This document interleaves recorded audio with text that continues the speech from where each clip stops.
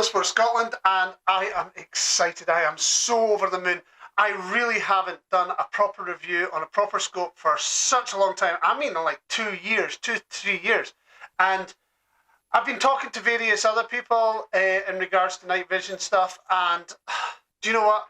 It has been like coming and going, coming and going. The shooting show, the British shooting show, is on this weekend. However, I never made it, and the reason why I never made it is because I have just spent the last 8 days in the good old state of Tennessee in the US of A. I was overseeing a couple of buddies over there, and I had a bit of fun. We got to shoot some rifles, got to look at some deer. I was actually more interested in some of the conservation stuff in regards to beavers and coyotes and stuff like that. So that's what I was over there doing. I might do a little video on it. I doubt it because it's mostly pictures that we did and not actually videos. However, over the last week, I have been in contact with the company called Arken Optics. I know a lot of you guys have seen some of their stuff in regards to their day scopes, not much out there in regards to their night vision scopes. So when I got back here, I was so bloody excited, yes, excited to see that I have a night vision scope sitting on my doorstep. I had this package, I haven't looked at it yet. I've had this package, and it is, I don't know. It was. I got excited when I opened it up to see what it was. I was like, yes, I've got something to play with. And then I had big decisions on what rifle I'm going to take off, what night vision I'm going to take off. And because since the last November, when the law changed in Scotland, you can now shoot deer with a digital scope. This is brilliant. Now, this boasts all the same things as HIC Micro and Pulsar and all that in regards to night vision and day optic in regards to the new scopes that are out in the market. The price point of this, I've done a bit of research, at around about £700. You have to buy the mount separate. However, by the looks of it, they sent me a mount as well. So today I'm going to unbox, read through some of the bits, and I'm going to mount it to a rifle. I'm going to take the Digex off my 223, as you see, no bolt, no magazine, nothing, so it's completely safe. I'm going to take Digex, because I've got that set up on a quick release American Optics, or American Defense mount, quick release mount, and I will get that put back on. So, let's go. Let's see what we got. Oh, God, it's tight. Yeah. Oh, kinky. So, here we go. We have, throw that away. Whee! Now, we have the nice box. Absolute cracking box. It did have cellophane on it. I did take the cellophane off it because I couldn't really see what it was, and I want to make sure that everything was intact. Like, that's the worst thing about when you get stuff sent from abroad or wherever it's coming from. You need to find out it's intact. So, Arken Optics, good quality box, very similar to the style of box you would get a Zeiss scope or something in. It says HD 520 times digital day and night vision scope. It's got it's a Zulu. That Zulu is a very prominent tribe, as we all know, in Africa, not in America. There's no Zulus in America. Well, not natural to America anyway. Anywho, so we got without going into that kind of politics, we are going Arken Optics. So a good quality scope, magnetic closed. Quite strong magnets, actually. Nice. So once we got the black stuff, it keeps it safe. What else have we got? We have your usual lens cleaner. Oh, and it's got Arken Optics on it. Some people collect these, by the way. I think I've got a few Zeiss ones about that are still in their packets from various scopes over the years, and Neopta and whatever. Not sure I lost any of that in the fire, but I'll have to have a look. But that is the Arken Optics one. We have the instructions manual. We have data cable, probably charging cable as well, which is very, very handy. I don't know if you can charge from it. However, I am told by looking at some of the stuff on the Intersneki.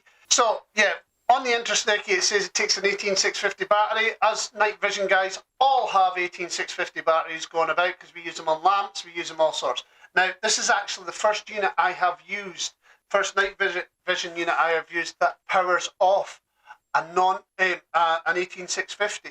Now they usually use these IPS5s when you with some of the pulsar units like the Ultras and the Digisites, or we have the IPE4s, or I can't remember the ones, the round ones but they're usually dedicated to the site. Other than that, some of the American Optics used that CR123s, and they were awful because they were so expensive. They sometimes took 2 of those things, and they didn't last very long. And getting rechargeable ones was nigh on impossible. So it's good to see that they use an external 18650 battery. So back to what's in the box. We got our data cable. We have our book, which we'll read through in a minute, and we have our lens cleaner. They also sent me a 0 MOA, let's see what it says on it, 0 MOA 5.2 inch scope mount for the specific optic. I did have the option to have a 20 MOA one. I prefer the 0 MOA one because obviously it makes more sense to me. Right, so let's see what they have to say in regards to our HD5. Package content is the scope, rail accessories. Oh, so it does come with the rail. Eyepiece. Forgot about the eyepiece. Little eyepiece here. That's a little rubber kind of eye relief mount. Not as big as the other ones. I'm a little worried about that, especially for recoil. USB cable and the user manual. So we got the user manual. Let's have a look. The light's not very good in here. We'll have a little look at the light. So all these user manuals are not designed for us old men. They really are not. So here we go. We've got resolution for the scope is 1920 by 1080. Frame rate is 60 Hz. The video recording resolution is 1920 by 1080, so it's the exact same as the resolution. It's got a digital magnification of 5 to 20 times. It's got an eye relief of 45mm, which is kind of scary considering a lot of our day optics, as well as some of the like the Digex and the Digisites and a lot of the night vision that we use, and most of that is double that, around about 90mm or 70mm. So the eye relief is 45mm. It takes it's got a diopter of 5 plus 5D, detection range of 400 meters. That's quite big.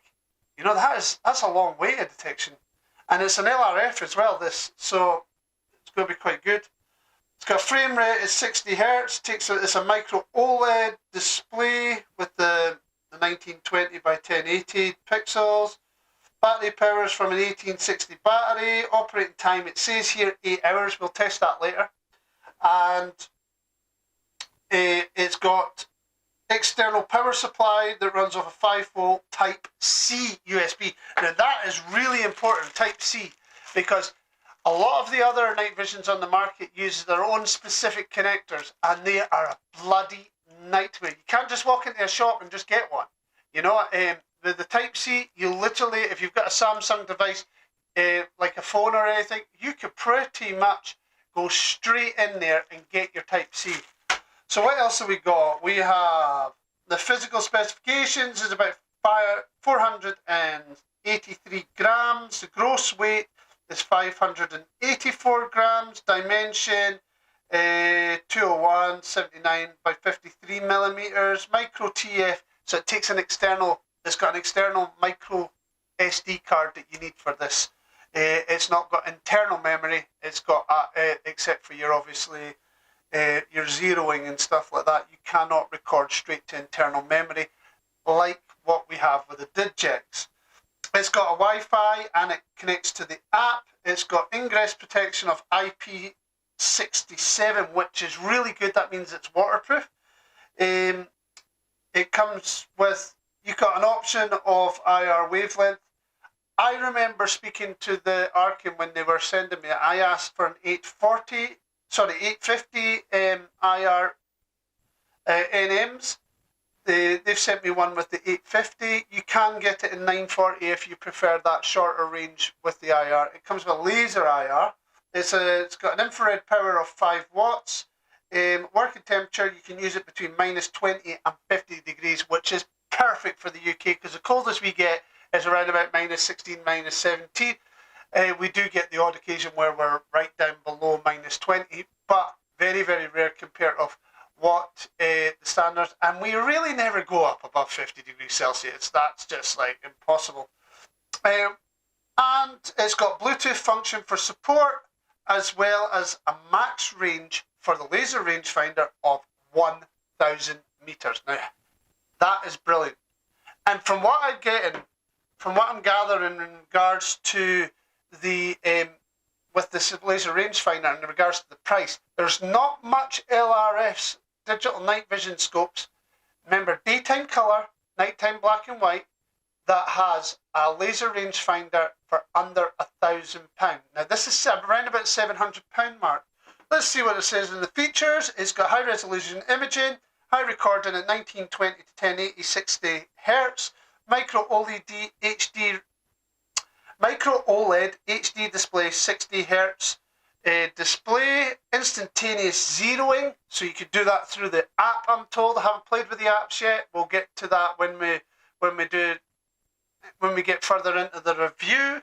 It's got a 3-axis gyroscope, which means that it can and up and down elevation and your can, so it can detect to that. It's picture-in-picture function. It has that. It has full color under low light conditions, anti-backlight overexposure compensation, Wi-Fi to app, direct connection, wireless firmware, updating via the app, one-touch zeroing via the app. So you need to download the app for this, for if you want your one-touch zeroing. I believe you can run the zeroing without going onto the app, but freeze frame and the things are a lot easier. Now I'm actually quite excited about this because it's very, very, very difficult to run freeze frame on the other optics. It takes a bit of getting used to it. I'm very good at it, but this, to do it on the phone, standing away from the rifle, not in the sun, not in the conditions. So if you free frame that first one, zoom into where your impact is, and then you can try and work it out from the app. It gets a little bit easier when you're working off the screen in your hand, standing up or sitting down and relaxed, instead of having to do it all from the scope. Precise ranging and leading ballistic calculation. I believe they've got a ballistic calculator app which you can put all your data in for your rifle and stick it into that, and it will automatically Bluetooth from your phone, from the app, straight to your what do you call it? Your scope. So we'll play with that again. Something I've got to play with. Never had it in any of the other digital night visions that I've had. So it's going to be a little bit fun to play with, which if it does work and it works good, it will be ideal for foxing and stuff like that. And customized ballistic table. So you can actually run the ballistic table from the app as well. You can manually input all your data into that, and that will run straight. You can put it back onto the device. But you do need your mini SD card, which I'm going to have to go to the shop and pick one up tomorrow for it. But we're always picking up SD cards for cameras and stuff like that anyway, so we'll sort that out. Right, so what else have we got in this book that I need to read? I'll take some photographs of the book and I'll stick it up during this.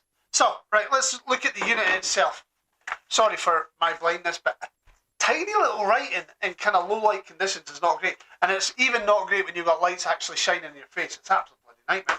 Anywho, so down to the device itself. Right, okay, where is it? Oh, here it is. This looks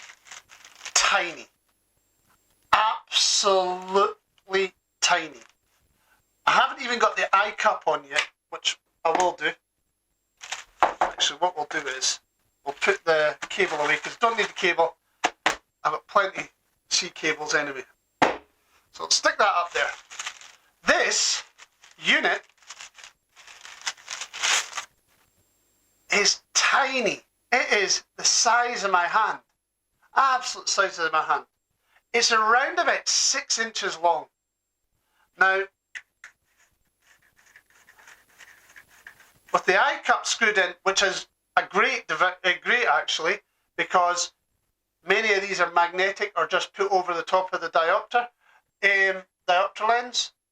This is actually screwed in, so it's not coming off. You can bang this about the place. Look. You can bang that in and out off your car or whatever through brush. I like playing with a bit of rubber, and it's not going to actually fall off. Which, watch this. We'll do the exact same. Oh! Actually, we'll take this off the rifle. There we go. So, we'll put that down there. Just now.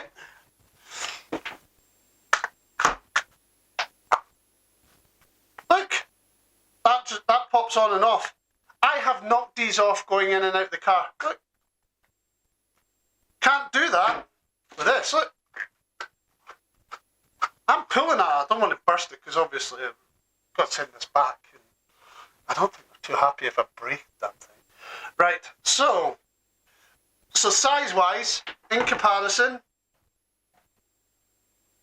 I don't know if you can see that. In comparison, that is the size of, compared to the Digix. How crazy is that? Now, I've seen a few reviews in regards to this. I'm not going to lie, I've did my research over the last week, been travelling. It took me 3 days to get home, and over that 3 days, because I was expecting this unit, I had a little bit of look. And a lot of these guys are saying it's only good on an AR platform. They haven't tried it on a bolt gun because they're worried about eye relief and stuff like that. Now, I live in the UK. AR platforms are not very common for us. So, I will be sticking it on a bolt gun. And if I have to get a black eye from my 223, I'll get a black eye from my 223. We'll see what it's like. And I'll even video it because it'll be funny. You know, just because the fact that it will be funny. And I know for a fact that many people who watch my videos, especially the trolls, by the way, will love to see me getting a black eye. So, I kid you not, I don't want to get a black eye, trust me, but we'll get this up and we'll see what. Right, let's see what this script is with a. So we stick one of these in. It looks like we've got the hole ready there for it. So screw this in. Oh, goes in quite nicely with that one. Bear in mind, I'm going to actually say something about 18650 batteries because I have actually been dealing with 18650 batteries for a very, very long time. We're talking years and years. We're not talking just like overnight because of this unit. I use them for torches. I use them for all sorts. Now, length between 18650 batteries, width and stuff like that, they do vary. So bear in mind, if you, I will tell you what the one I've got here because it looks like this one fits. I've got a separate, different one. So this one is, this one's a Samsung one, right? I do have another type here that I have problems with. This one I got with with a head torch. Now, I'm curious if this will happen because it happens with one of my other things. Now, it doesn't sit as well in the hole. And yeah, I thought this was going to be the case. I can't get it in. And I do not want to damage it by squashing it in.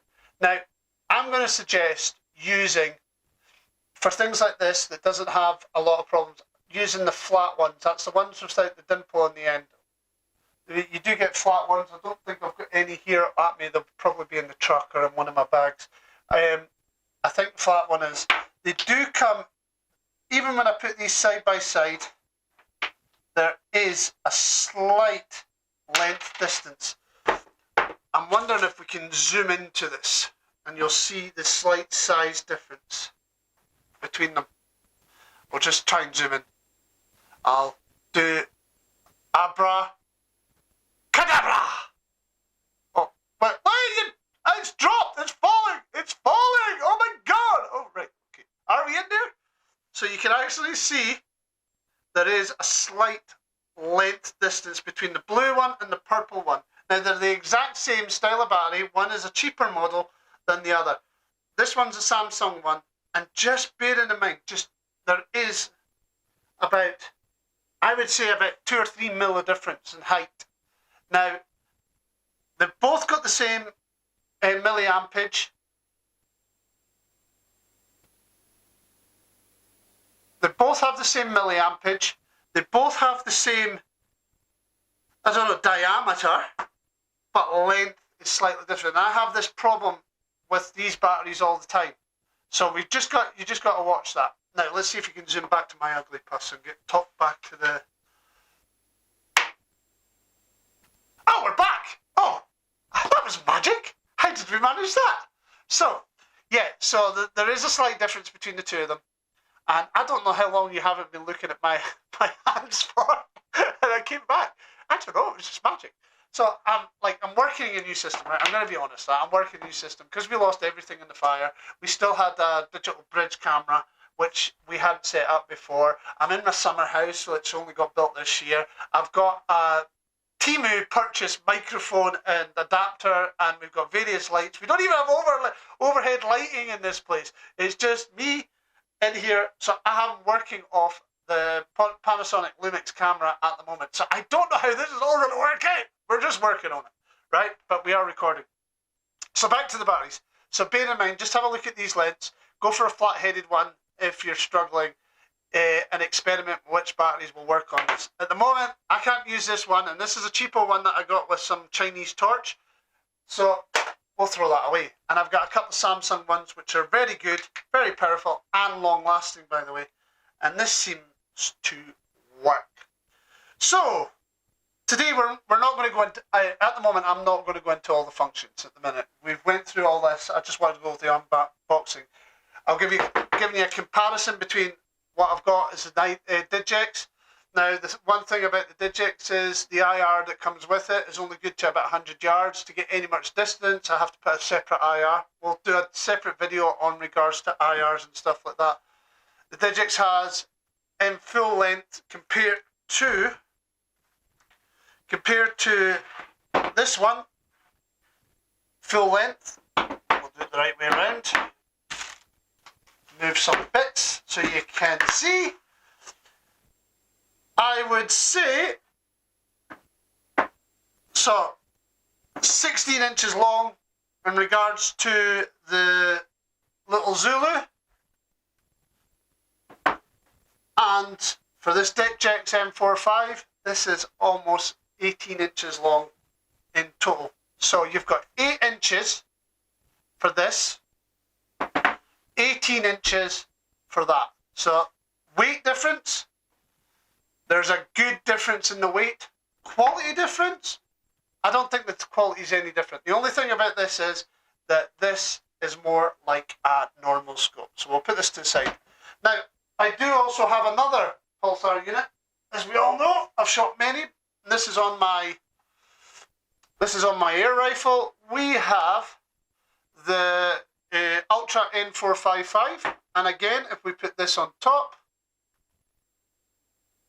it's very roughly the same length as the Digex, the Ultra. And look at the size, how much difference. Look at even just the boxiness of it. There is a big difference between these two. So we'll put this away. Right, what else have we got to look at? We've got to look at this. This is the scope mount for it. I think these are about 80 to 100 pounds if you want to buy them separate.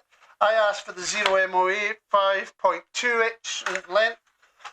Let's see what we get out here. Oh, we have box. Oh, I don't want to throw that away because I think it has to go back. So we have Allen key. Whoop, whoop. It looks like a 15mm one, so that'd be cool. Or a T15 one, Allen key. Don't know. We'll work it out when I fit it to the rifle scope. The rifle. We have So on here it says mounting is, it has actually your foot-pounds. So on to mount to rifle, it's got 30 foot-pounds, which is around about 3 nm, nanometers or whatever it is, and 35 foot-pounds, which is 4 nm. So actually I think that's 3.5 for the 30, and the 35 is 4. So my torque wrench does counts up on nm, so the conversion I think is, if I remember correctly, is 3.5 for 30 and 35 is 4. So that's what we'll do it to. We've got a little Allen key, and we have some mounting screws to mount this. It actually feels really good, sturdy quality. It's not cheap cast. It doesn't feel like cheap cast. It feels like it's one piece, made out of one piece metal. Don't know what, it doesn't give me any information in regards to what it's actually made from. See if there's any markings on it. Just telling us 0 MOE, and telling us how we should mount it. So 35 foot-pounds to the scope. So let's put this on, see what it's like. That will go that way. We have 4. We've got 4 screws. As I said, like. So we're having a look at this mount here. So we have the 4 screws. Now I got my torque wrench already set to 4 nm. As you see. So I've got that all set to 4 nm. I've got the right, it is a T15 Allen key that I've got there. Actually it's a 15 Allen key that I've got there. So, which is very same as that. Now I prefer to use these to the Allen keys because what get a little bit of problems. Now, so set this up. It's got 4 holes here. That just slides over the top. So you expose the 4 holes. Fire these in.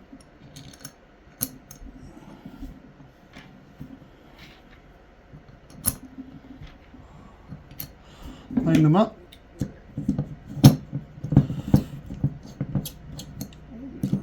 Don't put them in tight straight off, just so they're all lined up properly. What we call finger tight, because genuinely the way I do with these scopes is I don't go, so you tighten them up till you just, like, have you noticed, like just finger tight. And what I tend to do with these scopes is do it like cylinder head gaskets. So tighten that up and then go to number 3, tighten that up, go to 4, tighten that up, and then back to 2, tighten that up. So that is set at 35 foot-pounds of pressure is 4 nm. So that brings the weight, I think, up to about 5.5 grams. So 5.5 grams, 550 grams. So it's, including the mount, it is still far lighter than this. Far lighter than this. So that's that bit done. Right, since now we've mounted this mount to the actual scope, we have to mount it straight back to the rifle. So genuinely, because of the eye relief, I would suggest putting it kind of in place and ready to double check your eye relief. I would put it, if you've got a Picatinny, well, with the Picatinny mount, I would lightly tighten it up using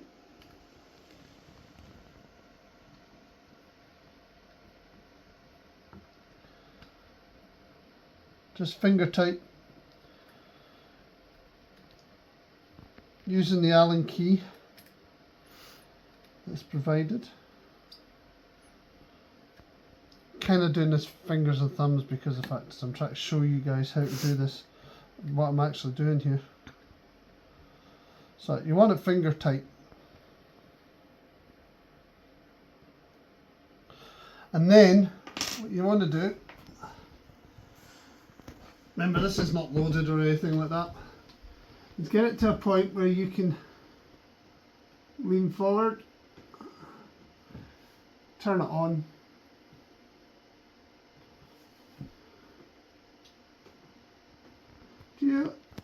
and to be fair, this is the first time I've turned it on. Now, the eye cup is here and the eye relief is there. However, I can see the reticle right back here, so I'm not really worried about this. Unlike the other scopes where you kind of have to have your eyes right up to see the whole screen, this one I can pretty much see the whole screen like this, so I'm pretty good with this right now. So, doing that, again I'll face it towards you, turn it off. So it's turned off. Make sure it is set to around 3.5.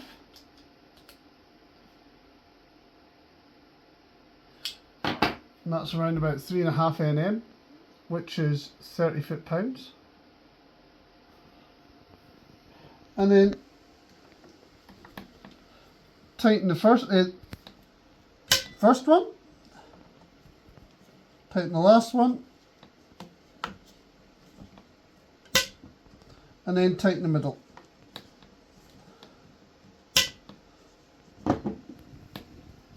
Double check you have got it. That's pretty much, I could probably bring it back actually once, so I might just do that quickly. Give it a little bit. Just take it off to adjust, you just reverse it. I should have adjusted it a little bit more before tightening it down. I'll take it back one.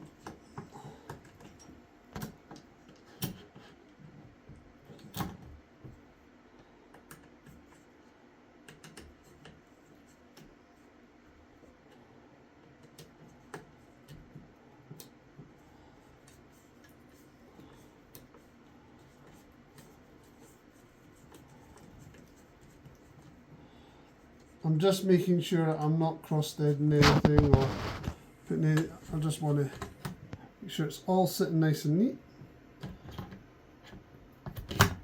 There, bring it back one, there we go. And tighten that. Again, I haven't clicked it back.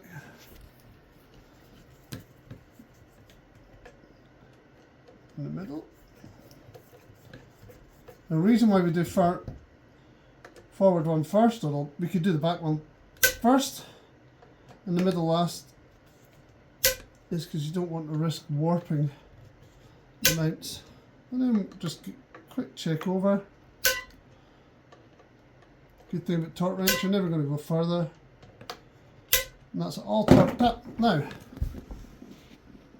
that's real close to mine now, so turn it on.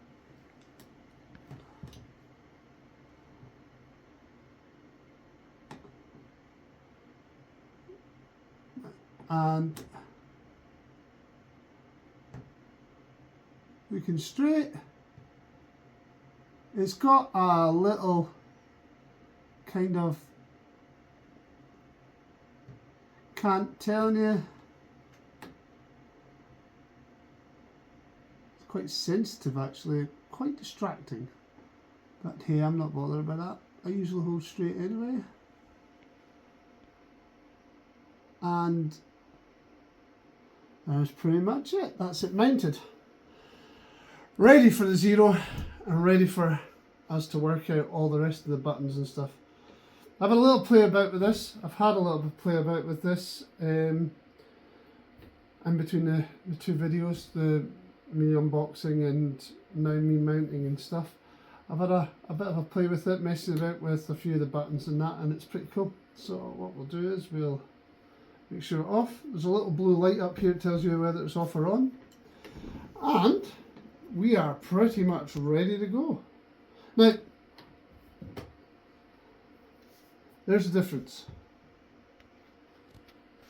That is the difference in size.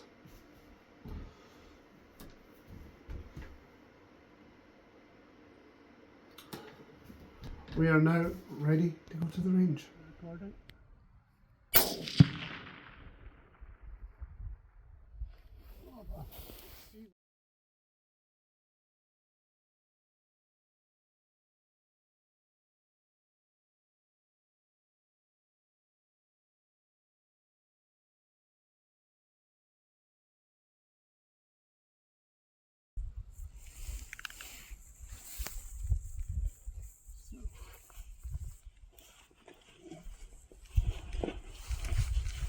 Position where I was aiming.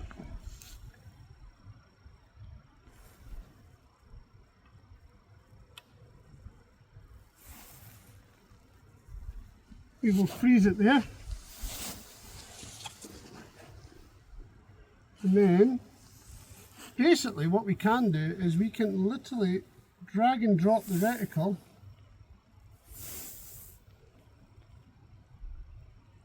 on the app using your fingers,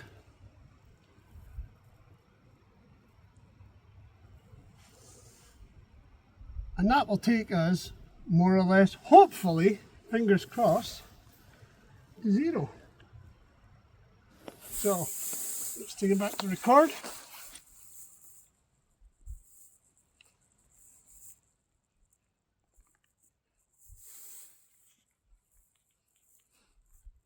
Video. Let's start the video. Reload another round into the chamber. Man, this rifle is so light now. It's got a scope on it. I'm used to a heavy scope.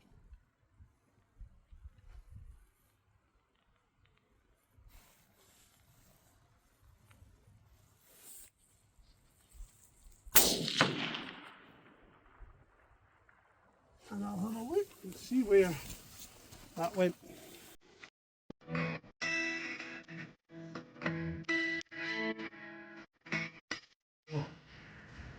I think I'll be happy with that.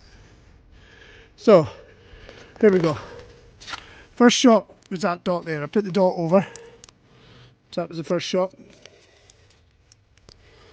Second shot was there. I wanted to do a bit of fine tuning. And third shot was up there. That was the last shot. I'm not going to mess about with the reticle anymore.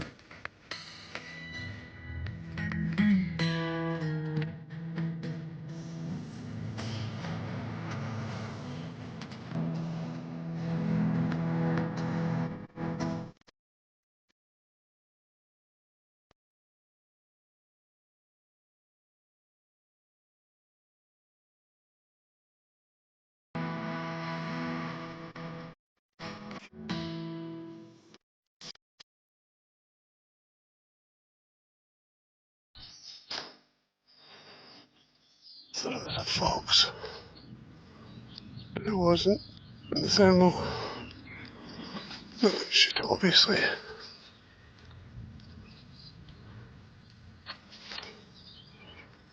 Cat.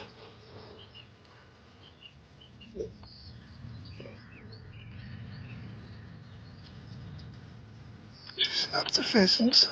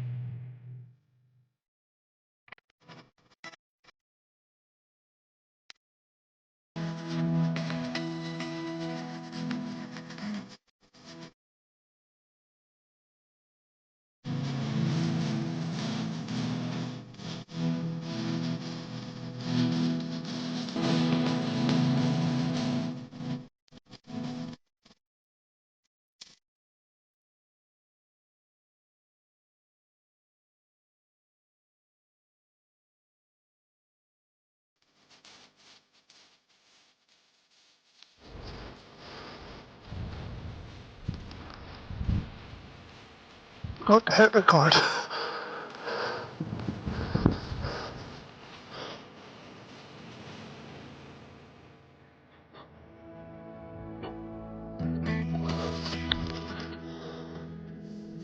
Semi-hard.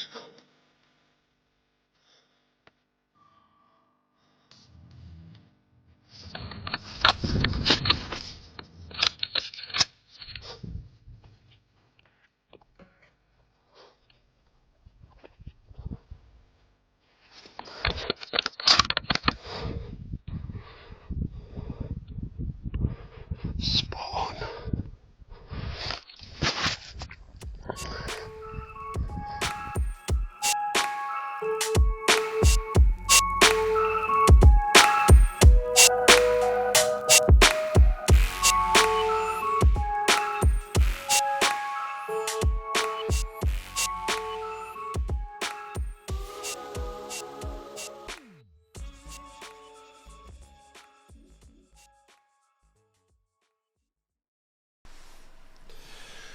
So, hey guys, this is Davey T back with the final part of the review for my ZULUS, the Arken Optics ZULUS 5220. Now, I'm going to have to say to you that I've had my ups and downs with this, and that's not because there's been anything wrong with the scope.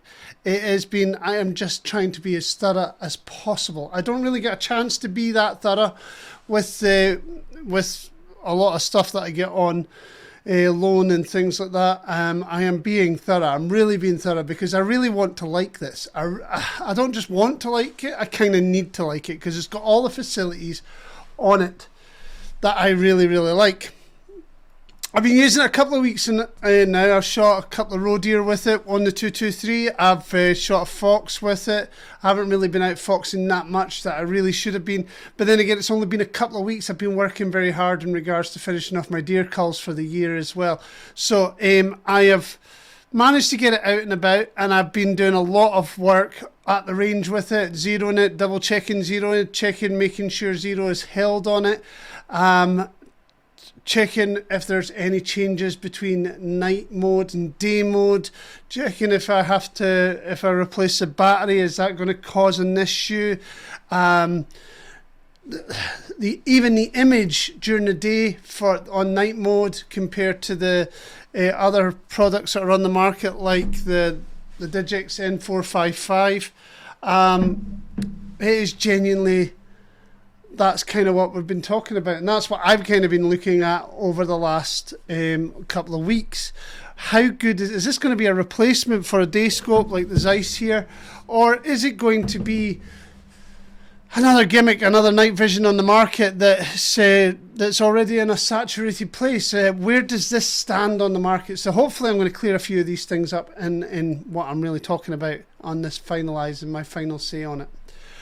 As you've seen, I did an unboxing. I've took a lot of footage. You've went through all the bits and bobs in regards to me using it. Now I'm going to talk about the actual scope, my feelings about it, and how I would like to buy one or might not want to buy one. We'll see. Right, so first of all, the good points. Good points: size and weight. This really has lightened the rifle, and that hasn't been detriment to the the performance of the rifle.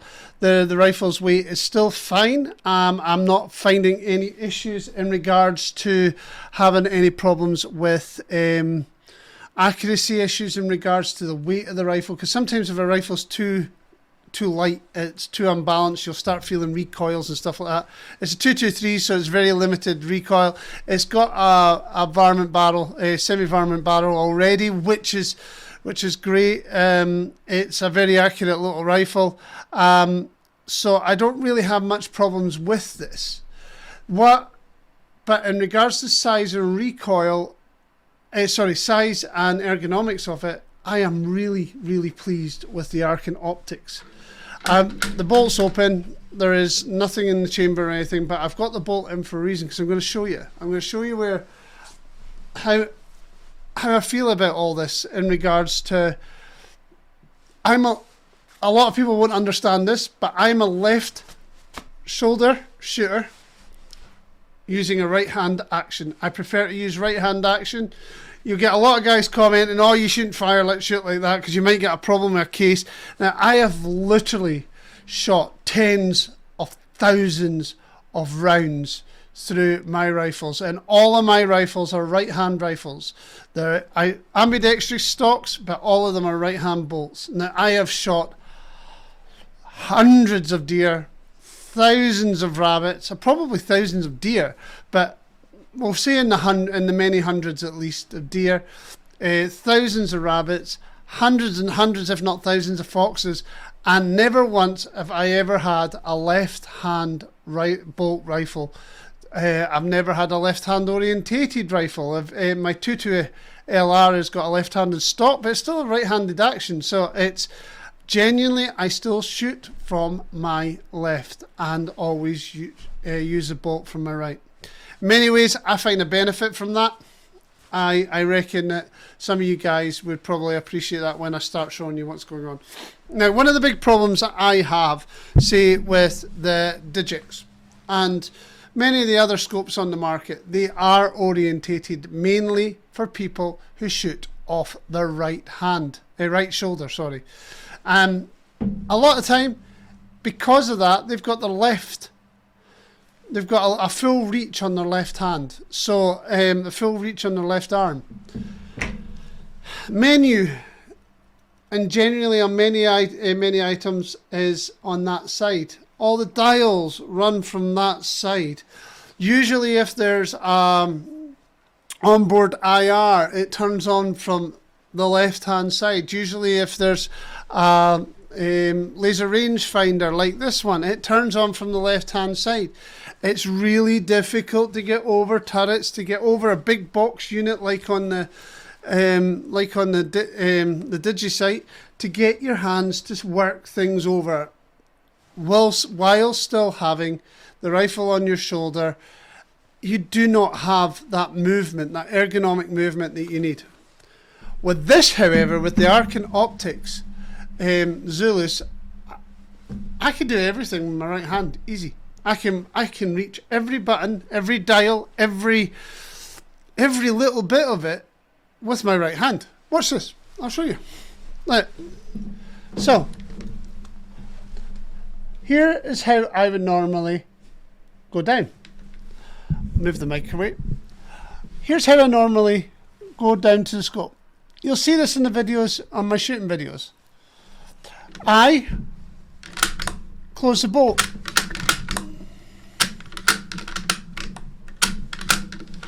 With my right hand.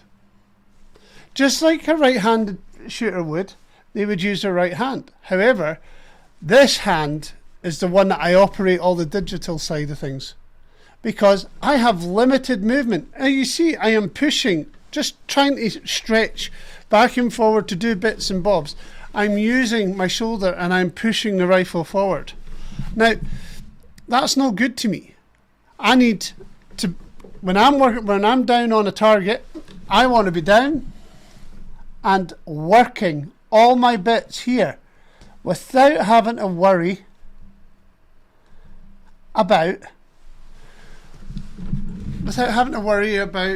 the rifle moving away from the target, me constantly adjusting myself, me constantly having to do extra bits and bobs to stretch over, or God forbid, take my whole shoulder off the buttstock just so I can adjust something on the scope. So ergonomically wise, I can do everything with my right hand on the top of this. Now, for you guys out there who shoot off your right hand shoulder, likewise, I can do it as well. Yes, you still have that huge freedom there. You have huge freedom to flip, and do you know, it's not alien to me. I've had to shoot off my right shoulder many hundreds of times, but it's just not my dominant eye. I prefer to shoot off my left. So this has, the size is a big plus point. The focus wheel is smooth. I can use the tips of my fingers for the final focus. I can pretty much hit all the buttons. I can hit the laser rangefinder. I can adjust the IR out and in with my right hand. So just in case of doing that, out and in. Not that I would need to do that anyway. I usually just focus it and then that's me. I'm done for the night. So that's one plus point. Size, ergonomics is absolutely fantastic. I really do like that sort of thing. When it comes to a scope, when scopes are big and you're having to press a lot of buttons, especially digital ones, you find yourself having to do a lot of adjustments on the move, or while you're down at the scope. You really don't want to have to be stretching and things like that and losing sight of what's going on, because it is night vision after all. You can't see anything else. You like, if you're going down to a fox, or you're going down on the rifle to shoot a fox or a deer or something like that at night, if you've got a night license for deer like I have, I'm not gonna, you could be fiddling about. If I take my eye off that scope, I can't see anything.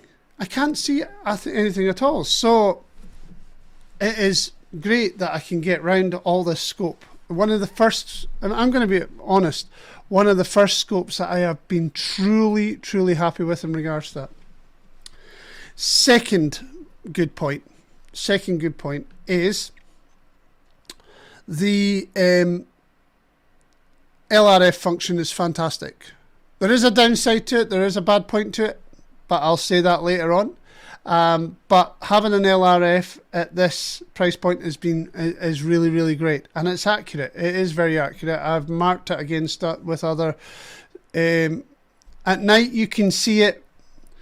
Obviously, as an IR light, you can see that you can basically put the IR on to your target, and that will give you a constant range. And when you're scanning it, it will give you a constant range as you're scanning, and as long as that light is on the target, you will be able to get a accurate range for it. The IR is phenomenal. That's another upside. The IR is phenomenal. On the lowest setting on a really dark night, I can get right out to 300 yards. Now, I haven't, for a built-in IR, this has got to be the best I've ever tried, and that to me is worth its weight in gold. So the IR is phenomenal. The laser rangefinder, having one at this price point is very good, economical, and it works very well. The weight and size, again, very good. Like the ergonomics of it. It's got a screw cap at the side that covers your memory card. The other good thing about it is it does take an 18650 battery, as you guys all know out there. As night hunters, we have a load of them. We have them for head torches, for IR torches, all sorts of stuff. So we've always got plenty spare 18650 batteries, and I've actually just bought a few more as well. So it's always good to have them. The operation of the scope is so easy, going through the menus. Re-zeroing it or zeroing it is superbly easy. Couldn't believe how easy it actually was to do it. You can actually zero on or off the scope, so you can zero on the scope make your adjustments, fix your rifle in place and make your adjustments, and I could pretty much get in, as long as I know where the first impact is, I can pretty much get into the centre on my second impact, or even on target for the second impact. You can also zero using a drag and drop or messing about with the buttons on the app. It connects to the app, which is fantastic. It has a built-in ballistic calculator, which I haven't really used that much, but I have checked to see if it works. So it gives you two options. It can either give you a holdover option where the reticle automatically adjusts to range, or it gives you the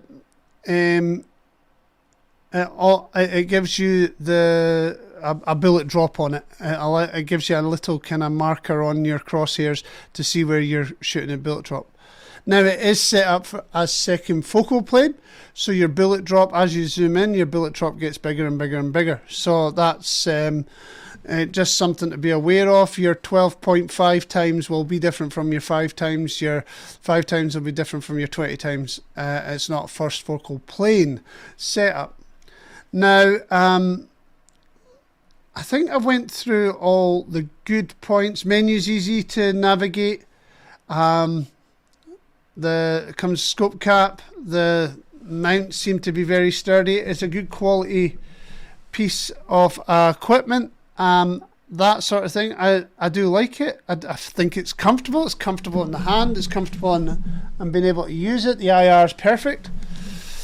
So, and the price point. The price point under £700 is fantastic, considering what's out in the market right now.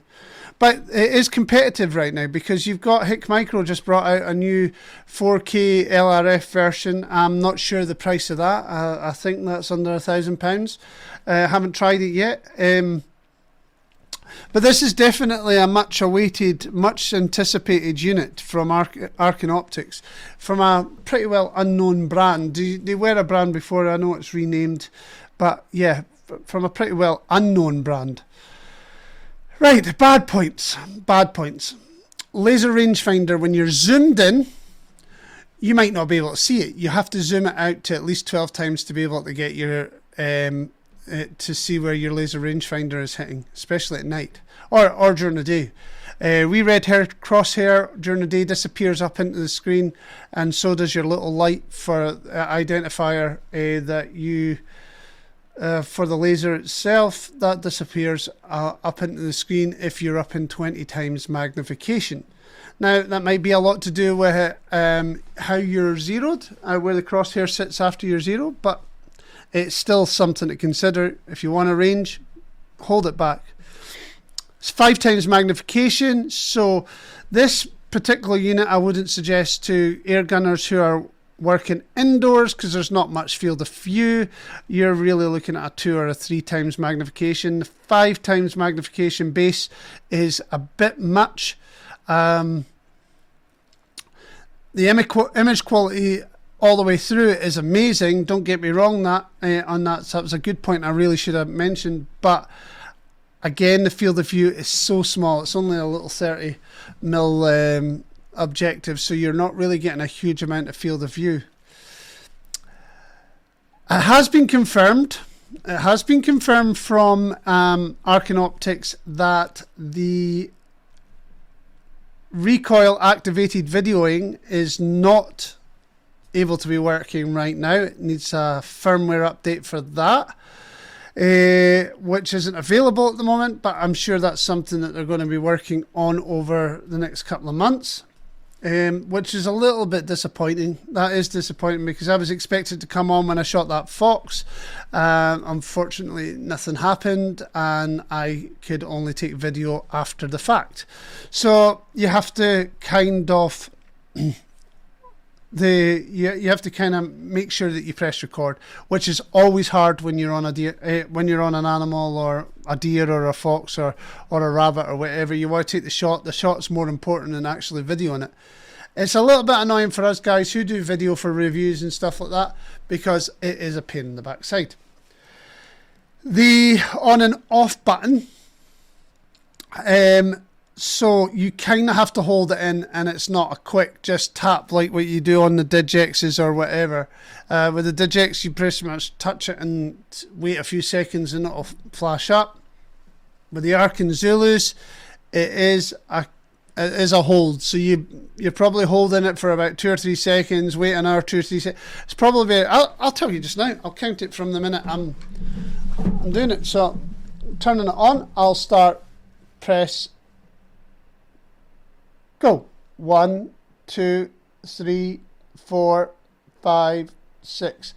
6 seconds before we're up and the reticle showing. So you've got 6 seconds holding it in up until the reticle's showing. So it's a little bit longer than I would like, but it is what it is. You get used to it, put it on, quickly get it on. It's a lot quicker if it goes on standby. If you're on standby mode, it really will, it comes on instantaneously. But the one thing I do like is got a wee green light that tells you when you're on standby mode.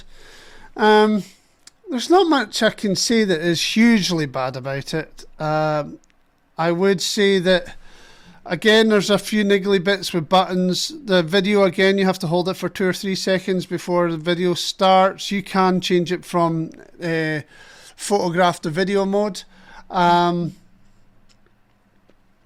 Getting used to the buttons is important. The left hand button, for instance, works, turns your, if you hold it in, it's day to night mode, night to day mode, same thing. And you tap it, that's how you work your IR when it's in night mode. You've got like an adjustment, a light adjustment for the actual screen, which is handy if it's really bright out or if it's really dark out.